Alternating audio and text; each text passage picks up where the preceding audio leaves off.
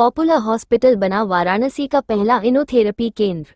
ककरमता स्थित popular hospital में अब अत्याधुनिक मशीन की सुविधा उपलब्ध है। ये तकनीक विशेष रूप से नवजात शिशुओं और गंभीर रूप से बीमार मरीजों की जान बचाने में अत्यंत प्रभावी है।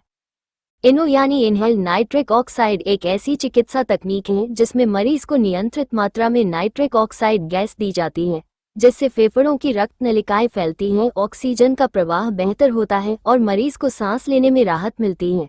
ये तकनीक विशेष रूप से निम्नलिखित परिस्थितियों में जीवन रक्षक साबित होती है: severe meconium aspiration syndrome, pulmonary artery hypertension, respiratory distress syndrome, persistent pulmonary artery hypertension, newborn, acute respiratory distress syndrome. Popular hospital के चेयरमैन डॉक्टर ए.के. कौशिक ने कहा कि हमारा उद्देश्य सिर्फ इलाज करना नहीं, जीवन की रक्षा और गुणवत्ता को बेहतर बनाना है।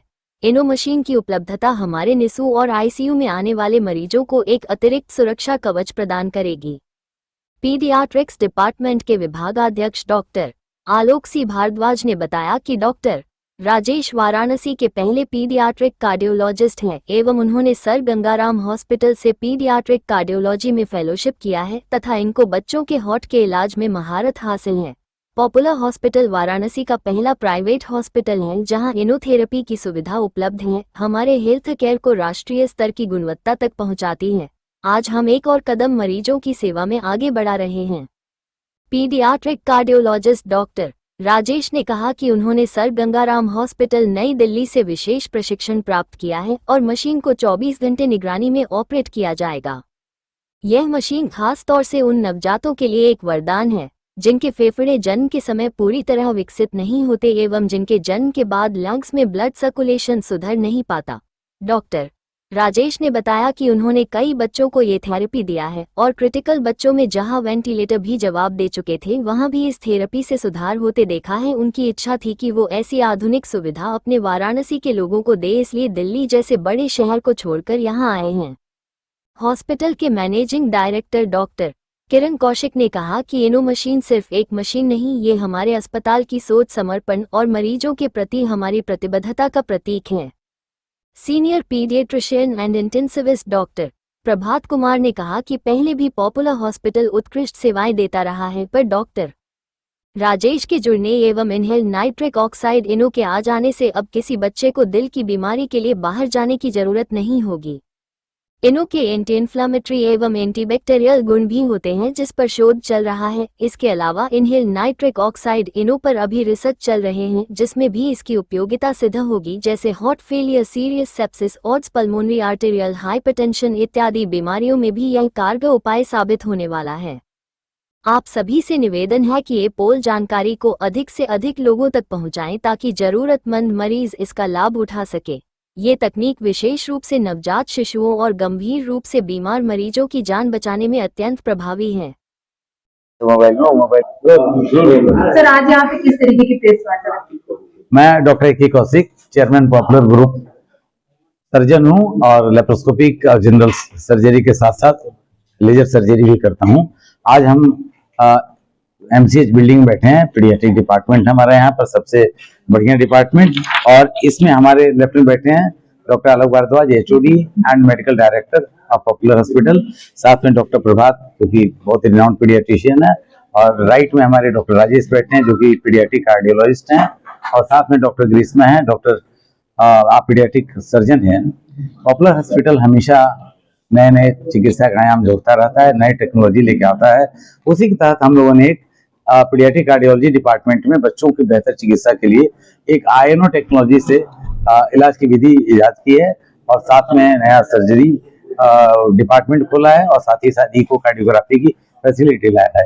इसको जन जन तक पहुंचाने के लिए प्रेस वार्ता हमने बुलाई है, और इसमें आप सभी हमारे साथ हैं। सर, अभी तक बनारस में बच्चों की ओपन हार्ट की सर्जरी की व्यवस्था नहीं थी, तो क्या पॉपुलर हॉस्पिटल में हो सकती है? देखिए, आपने बहुत अच्छा क्वेश्चन किया। आपके सामने देखिए नया बिल्डिंग बन रहा है, और अगले 2-3 महीने के अंदर हम लोग पीडियाट्रिक कार्डियोलॉजी में जितना भी एडवांस प्रोसीजर्स होते हैं या एडल्ट CTVS कार्डियक सर्जरी होती है, वो सबकी मशीनें आ गई हैं और डिपार्टमेंट चालू होने वाला है 2-3 महीने के अंदर। उस समय हम लोग पीडियाट्रिक कार्डियोलॉजी से रिलेटेड सारा सर्जरी भी और मेडिसिन के लिए ऑलरेडी यहाँ पर डॉक्टर बैठे हुए सब ला रहे हैं। बहुत सारे हॉस्पिटलों में ये होता है कि जो दिल में छेद होता है तो दवा से भी ठीक हो सकता है, तो ऐसा कुछ है या फिर उसके लिए सिर्फ सर्जरी ही एक उपाय है? Doctor Rajesh is the right person to speak about it.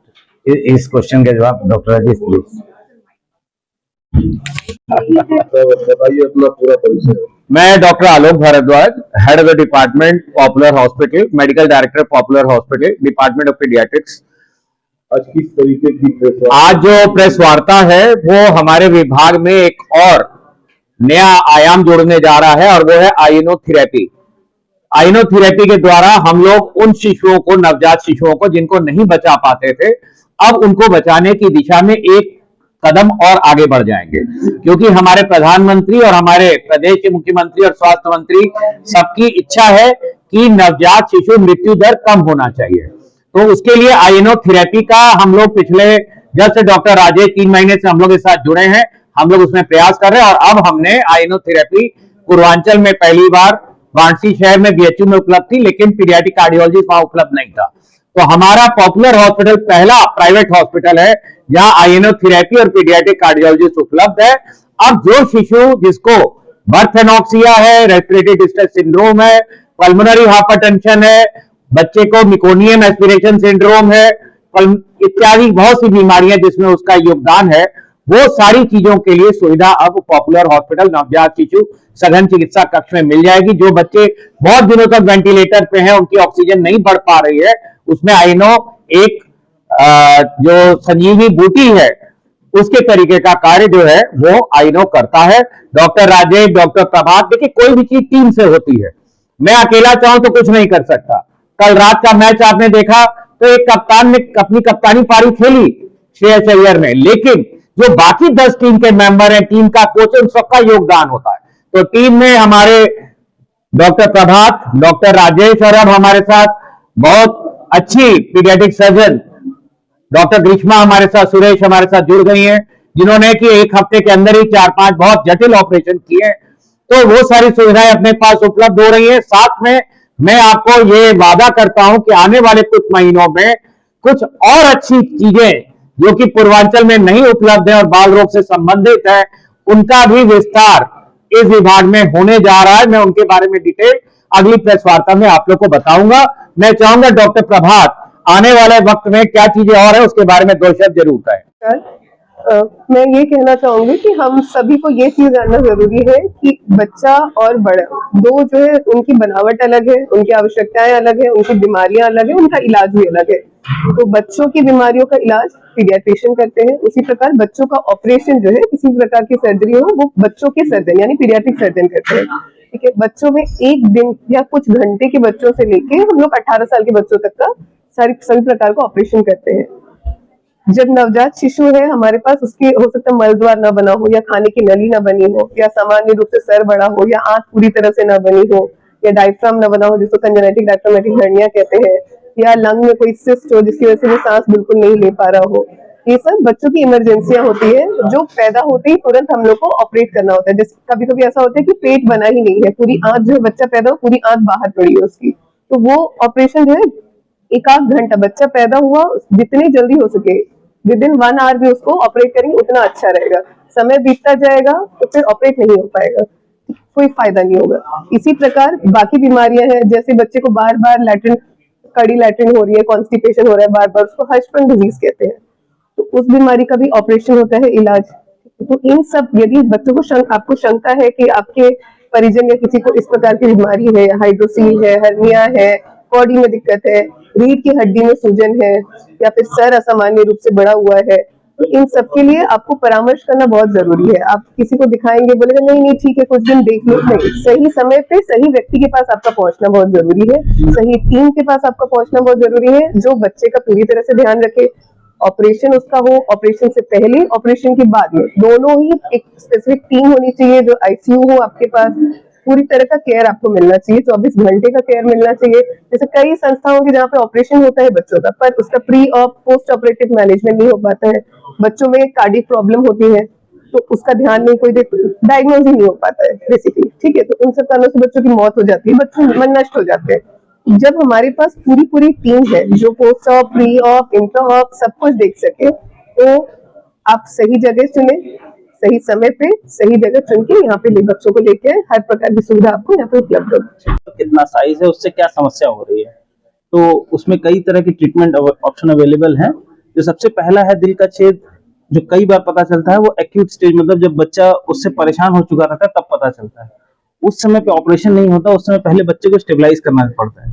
तो वो स्टेबलाइजेशन सबसे जरूरी है, क्योंकि बच्चा ऑपरेशन थिएटर से पहुंचने से पहले स्टेबल और अपने फिजियोलॉजिकल मतलब नॉर्मल स्टेट में रहना चाहिए, तभी वो ऑपरेशन को झेल पाएगा और उससे बाहर आ पाएगा। तो उस स्टेट को मेंटेन करना सबसे जरूरी है। और उसके बाद रह गई कि दवा से सही होगा या ऑपरेशन से सही होगा, वो इस चीज पे डिपेंड करेगा कि किस तरह का छेद है और कहाँ पे है और उससे कितनी प्रॉब्लम है। अगर बड़ा छेद है तो ऑब्वियसली वो दवाइयों से बंद नहीं होता है, तो उसके लिए ऑपरेशन ही एक जरिया है। कई बार ऐसा होता है कि कुछ छोटे छेद रहते हैं जो समय के साथ उम्र के साथ छोटे होते जाते हैं, दवाइयों के सपोर्ट से वो कम हो जाते हैं और बंद भी हो जाते हैं। जैसे अगर मैं एग्जांपल दूं, पीडीए करके एक छेद होता है दिल में, जो बच्चा पेट में रहता है तो वो जरूरी है उसकी जिंदगी को मेंटेन करने के लिए, लेकिन उसकी वैल्यू पेट से बाहर आने के बाद, पैदा होने के बाद नहीं है। कई बार क्या होता है वो खुला रह जाता है, तो उसको हम दवाइयों से बंद कर सकते हैं और 80% ऑफ द टाइम्स वो दवाइयों से बंद हो जाता है। लेकिन अगर नहीं बंद हुआ तो उसके लिए फिर सर्जरी है। तो एक ये है कि ये डिपेंड करता है कि किस तरीके का छेद है और कहाँ है और कितना उससे प्रॉब्लम हो रहा है। बच्चे के दिल में छेद है तो क्या गर्भावस्था के दौरान पता चल सकता है या जी हाँ, इसमें है कि कई सारे छेद जो है, जैसे अगर मैं पीडीए बोलूं तो बच्चे की जान के लिए जरूरी है। वो पेट में जब बच्चा रहेगा तो वो रहना ही रहना है। अब जैसे दूसरा बोलूं एट्रियल सेप्टल डिफेक्ट है, तो वो जब तक बच्चा पेट में है वो जरूरी है। बच्चा जब बाहर आता है तो ये चीजें बंद हो जानी चाहिए, लेकिन ये कई बार होता है ये बंद नहीं होती है। और अब जैसे मैं बोलूं कि दूसरा एक छेद बीएसडी करके होता है, वो कभी नहीं रहना चाहिए, पेट में भी नहीं रहना चाहिए, बाहर भी। लेकिन कई बार ऐसा होता है कि बनावट ही खराब हो तो वो खुला रह जाता है, तो उसमें ऑपरेशन दवाइयों से कम करना ये चीजें कर सकते हैं। लेकिन उसमें भी है कि वो किस तरीके का है और कैसा है, उसमें जो ओपन हार्ट सर्जरी होता है उसमें क्या सर्जरी के बाद कोई इन्फेक्शन वगैरह की दिक्कत है बॉडी के? जी देखिए, ये डिपेंड करेगा कि सर्जरी किस स्टेट में हो रही है। अगर इमरजेंसी सर्जरी करना पड़ा, बच्चे की हालत बहुत खराब है और सर्जरी के लिए ले जा रहा है, तो ऑब्वियसली उस बच्चे को इन्फेक्शन होना, ऑपरेशन टॉलरेट न कर पाना, ऑपरेशन के बाद कॉम्प्लिकेशन होना, ये ज्यादा रहता है। लेकिन जो कोशिश की जाती है वो ये कि बच्चा स्टेबल, जितना स्टेबल जा सके ऑपरेशन में और जितना ज्यादा वेट के साथ जा सके, उस स्टेट में गए तो फिर पोस्ट ऑपरेटिव कॉम्प्लिकेशंस होने के चांसेस कम रहते हैं। कभी जीरो तो नहीं कर सकते, लेकिन कम होते हैं। और हमारी कोशिश यही रहती है कि जितना स्टेबल जाए और जितना अच्छा वेट के साथ जाए, उतना अच्छा इंप्रूवमेंट के चांसेस रहते हैं। नमस्कार, मैं doctor Prabhat Kumar, intensivist and senior paediatrician popular hospital, आपका स्वागत करता हूं। हम लोग पीडियाट्रिक्स में यहाँ पे लेवल 3 केयर के रूप में काम कर रहे हैं। लेवल 3 का मतलब होता है हर वो आधुनिक सुविधाएं जिसमें वेंटिलेटर से बड़ी चीज HFO और HFO से बड़ी चीज INO, ये तीनों हम लोग कर चुके हैं। इसके आगे हम लोगों ने एक नया चीज किया था, जो छोटे बच्चे होते हैं उनका डायलिसिस वाराणसी में नहीं हो पाता है, तो हमने छोटे बच्चों 10-12 केजी के बच्चों का भी डायलिसिस, पेरिटोनियल डायलिसिस पहले होता था, नवजात का भी अभी भी होता है, बट एक बड़ी चीज जो हीमोडायलिसिस है CRRT के रूप में भी हम लोगों ने किया है। अभी 10 दिन पहले एक 12 केजी के बच्चे का हम लोगों ने किया है, जो वाराणसी में पहले नहीं था। तो इस तरह से हर एक नए स्टेज जोड़ने जा रहे हैं। आगे का स्टेज में हम लोग चाहेंगे कि कुछ CTVS आने के बाद कुछ ऐसा चीज करें जिसको हम लोग इक्मो कहते हैं। आगे का हम लोग कोशिश में रहेंगे, कोशिश हमारी ये रहेगी कि हम लोग आगे उसको भी लेकर आए। इसके अलावा पीडियाट्रिक्स में हम लोग हर वो चीज करना चाहेंगे, हर वो चीज करने की कोशिश कर रहे हैं जो आपको दिल्ली, मुंबई जैसे शहरों में मिलता है। 24 आवर अवेलेबिलिटी, नए से नए टेक्नोलॉजी और नए से नए एक्सपीरियंस, उनका एक्सपर्टीज यहाँ पे लेकर आएंगे। और आप लोगों से रिक्वेस्ट करेंगे कि हमारी जो ये कोशिश है वो कारगर तभी होगी जब आम जन तक आप ये पहुंचाएंगे कि यहाँ ये चीज सुविधाएं उपलब्ध हैं। सर, अगर बात की जाए तो अभी आपने कहा 12 साल के बच्चे की डायलिसिस, 12 किलो के 4 साल के बच्चे की डायलिसिस 4 साल का बच्चा 12 केजी था। ये बीमारियां इन बच्चों को कहाँ से हो जा रही है ये नहीं समझ में आ रहा है, क्योंकि बच्चे तो वैसे भी जो है, पहले भी दौर हम लोग देखा है कि ये इतने बच्चे हुए लेकिन कभी किसी को जल्दी बीमारी इस तरीके के नहीं सुनने में आया। और आजकल की जो पैदाइश है वो तो बराबर देखने को मिल रहा है कि बच्चा पैदा हुआ और उसको बीमारी ये बीमारी पाई जा रही है। सर, इसमें 2 चीज है। पहला चीज कि पहले हम लोगों के पास डायग्नोस्टिक फैसिलिटीज बहुत कम थी, कई सारे बच्चे थे जो बुखार होता था एक्सपायर कर जाते थे, पता ही नहीं चलता था। सब लोग यही बोलते थे कि टाइफाइड से एक्सपायर कर गया। जैसे आप कोविड में देखते होंगे, गांव में कोई भी कोविड से एक्सपायर नहीं किया, सब लोग टाइफाइड से एक्सपायर किया। तो हमारे पास पहले डायग्नोस्टिक फैसिलिटीज उतनी उपलब्ध नहीं थी। दूसरी चीज कि आपका बच्चों का आजकल खान पान रहन सहन, हम लोग बच्चों का खान पान रहन सहन पे ध्यान नहीं दे रहे हैं, जंक फूड खा रहे हैं बच्चे, और जगने सोने का उनका सीडेंटरी हैबिट हो रहा है, मोबाइल पे लगे हुए हैं। तो दोनों चीजें एक साथ आ रही है, बच्चे में बीमारियां बढ़ रही हैं उनके डाइटरी हैबिट, उनके खान पान रहन सहन से, और डायग्नोस्टिक फैसिलिटी बढ़ी है तो उस बीमारियों को हम पकड़ पा रहे हैं। अच्छी बात यह है कि हम सिर्फ पकड़ नहीं पा रहे हैं, उसका इलाज भी कर पा रहे हैं। वाराणसी में पहले डायलिसिस 25-30 केजी से कम के उम्र के बच्चों का, कम वजन के बच्चों का पॉसिबल नहीं हुआ करता था। अब हमारे पास ये मशीन है CRRT करके, जिसमें 12 केजी से 15 केजी तक के बच्चों का, मतलब 3 से 4 साल के बच्चों तक का भी हीमोडायलिसिस प्रॉपरली कर सकते हैं। और CRRT मशीन की ये सबसे बड़ी खासियत है कि अगर डायलिसिस करते हैं तो बीपी फॉल करता है। यहाँ पे बीपी नहीं भी आ रहा है तब भी CRRT मशीन से डायलिसिस कर सकते हैं। अक्सर किडनी खराब है तो बच्चे का या तो बीपी बहुत ज्यादा रहता है, या बच्चा सीरियस हो गया इन्फेक्शन के चलते किडनी खराब है तो बीपी बहुत कम होता है। तो ऐसे कंडीशन में CRRT मशीन हम लोगों को बहुत सुविधा देता है। हमारे पास जो 15 दिन पहले, 10-15 दिन पहले जिस बच्चे का हमने डायलिसिस किया था, उस बच्चे का क्रिएटिनिन 12 था और यूरिया 208 था। इतने में बड़े लोगों का डायलिसिस हो जाता है। बच्चा हम लोग के पास अल्टर्ड सेंसरी अनकॉन्शियस कंडीशन में आया था।